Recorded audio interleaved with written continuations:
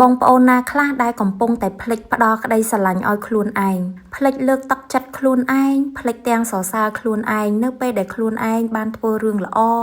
ធ្វើរឿងជាច្រើនបានសម្រេចហើយរាល់ថ្ងៃនេះក៏នៅតែបន្តធ្វើរឿងល្អៗជាច្រើនទៀតដើម្បីខ្លួនឯងដើម្បីមនុស្សជាទីស្រឡាញ់ជុំវិញខ្លួនដើម្បីប្រទេសជាតិនិងដើម្បីអ្នកដទៃខ្លួនអ្នកនេះហើយគឺជាមនុស្សម្នាក់ដែលមិនដែលទុកអ្នកចោលតែងតែនៅក្បែរអ្នករួមសុខរួមទុក្ខជាមួយអ្នកនៅគាំទ្រអ្នកលើកទឹកចិត្តអ្នកតែងតែផ្ដល់កម្លាំងចិត្តនិងរួមសុខទុក្ខជាមួយអ្នកគ្រប់ពេលវេលាហេតុអ្វីក៏អ្នកមិនផ្ដល់ក្តីស្រឡាញ់ឲ្យខ្លួនអ្នកមិនអរគុណខ្លួនអ្នកដែលខំប្រឹងប្រែងពុះពៀជំនះគ្រប់បញ្ហារឿងរ៉ាវក្នុងជីវិតជាមួយអ្នកគុណសម្បត្តិរឿងល្អដែលគេធ្វើជាមួយអ្នកទាំងអស់គ្នាមានច្រើនណាស់ប៉ុន្តែយើងតែងតែភ្លេចមិនបានសម្លឹងមើលឃើញរឿងល្អដែលគេសាងជាមួយយើងផ្ទុយទៅវិញយើងបែរជាស្ដីបន្ទោសមិនពេញចិត្តស្អប់ខ្លួនឯងរាល់ពេលដែលខ្លួនឯងធ្វើរឿងខុសឬក៏ឆ្គាំឆ្គងដោយអចេតនាណាមួយហើយអ្នកកាន់តែខឹងនិងស្អប់ខ្លួនឯងគ្រប់ពេលវេលាដែលខ្លួនអ្នកធ្វើការងារមិនបានសម្រេចឬក៏ជួបបញ្ហានៅក្នុងជីវិតអ្នកតែងតែទុកខ្លួនឯងចោលស្ដីបន្ទោសមើលងាយមិនឲ្យតម្លៃខ្លួនឯងនេះហើយគឺជាការដែលមិនផ្ដល់ក្តីស្រឡាញ់ឲ្យខ្លួនឯងហើយអ្នកនឹងជួបជីវិតដែលលំបាកជួបជីវិតដែលពោរពេញទៅដោយបញ្ហាស្មុគស្មាញជាច្រើនព្រោះបើអ្នកមិនចេះឲ្យតម្លៃខ្លួនអ្នកមិនលើកទឹកចិត្តខ្លួនអ្នកមិនស្រឡាញ់ខ្លួនអ្នកស្មើនឹងអ្នកចាត់ទុកថាខ្លួនឯងគឺជាមនុស្សអន់និងគ្មានតម្លៃហើយបើសិនជាអ្នកកំពុងតែចាត់ទុកខ្លួនឯងគឺជាមនុស្សអន់មនុស្សដែលគ្មានតម្លៃអ្នកក៏កំពុងតែស្រូបទាញរឿងដែលអន់របស់ដែលគ្មានតម្លៃឬក៏រឿងរ៉ាវផ្សេងដែលមិនល្អឲ្យចូលមកក្នុងជីវិតរបស់អ្នកបន្ថែមទៀតយើងកាន់តែមើលឃើញខ្លួនឯងអន់ជីវិតយើងនឹងកាន់តែអន់ថយយើងកាន់តែមិនស្រឡាញ់ខ្លួនឯងជីវិតរបស់យើងនឹងកាន់តែឯកាខ្វះភាពកក់ក្ដៅមិនអាចទទួលបានក្តីស្រឡាញ់ពីមនុស្សជុំវិញខ្លួននិងអ្នកដទៃហើយអ្វីនៅក្នុងជីវិតរបស់យើងហាក់បីដូចជាកំពុងតែអន់ថយទៅម្ដងបន្តិចមិនថាជារឿងស្នេហា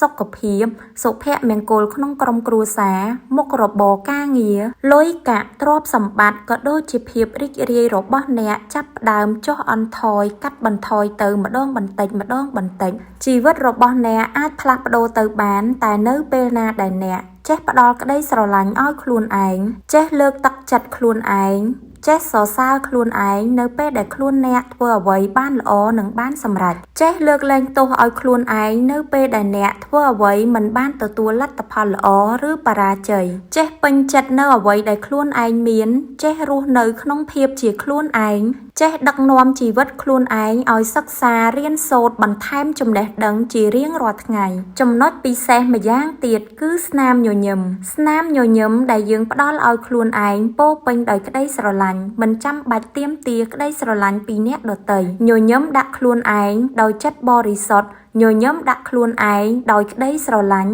ញញឹមដាក់ខ្លួនឯងដោយក្តីសង្ឃឹមនិងភាពរីករាយពេញមួយថ្ងៃបើអ្នកពិតជាចង់ផ្លាស់ប្ដូរជីវិតរបស់អ្នកមែនអាចអនុវត្តតាមវិធីសាស្ត្រនេះជារៀងរាល់ថ្ងៃរហូតដល់គ្រប់30ថ្ងៃឬ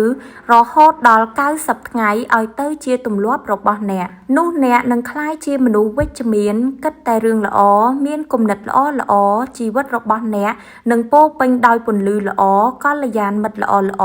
និងរឿងរ៉ាវល្អចូលក្នុងជីវិតទោះបីជាពេលខ្លះអាចជួបរឿងមិនសមដូចបំណងក៏អ្នកមានវិធីសាស្ត្រនៅក្នុងការដោះស្រាយបានដោយគំនិតវិជ្ជមានដែលពោរពេញដោយថាមពលដ៏អស្ចារ្យរបស់អ្នកអត្ថបទនេះនាំមកជូនដោយឈុតព្យាបាលបញ្ហាអាចរុយជាំ HD បើសិនជាបងប្អូនកំពុងតែមានបញ្ហាស្បែកមុខដូចជាជាំអាចរុយស្បែកមុខខ្មៅស្រអាប់មិនភ្លឺថ្លាស្បែកមុខស្ងួតរបកខ្សោយ